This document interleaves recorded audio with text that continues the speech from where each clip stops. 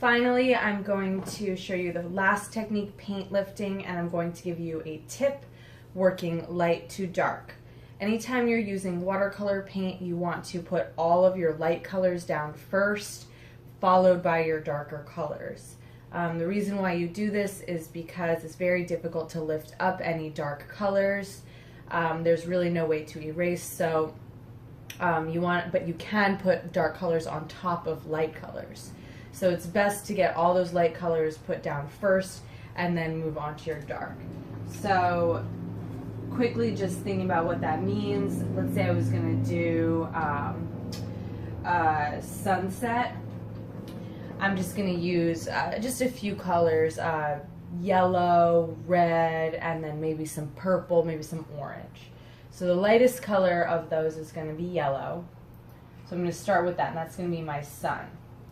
And again, I can't cover up, I can cover up this yellow with any color I want. So if I made that sun too big, no big deal.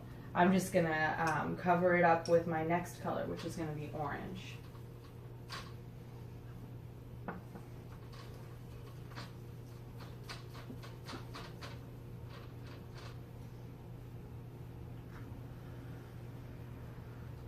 And then I'm going to move on to my next darkest color, red.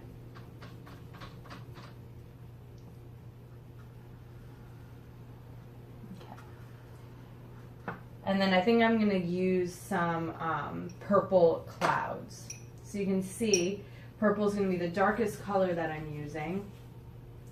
And since it's much darker than my yellow, I can just have those clouds, I can bring them in and cover up that yellow and have clouds kind of coming through anywhere I want.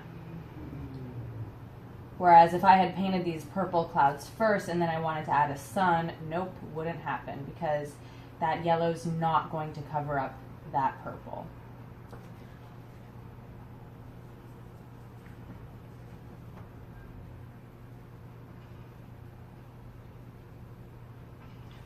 So that's a really, really simple sunset.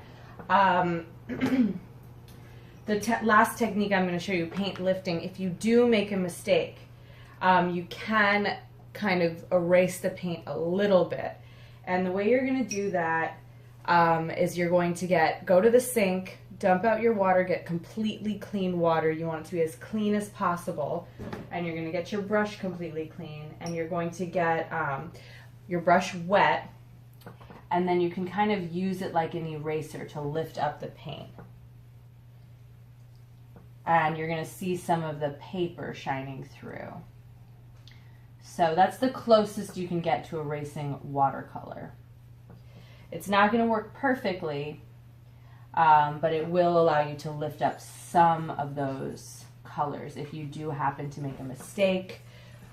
The other thing people use paint lifting for is if they're adding shading and they want to add a highlight.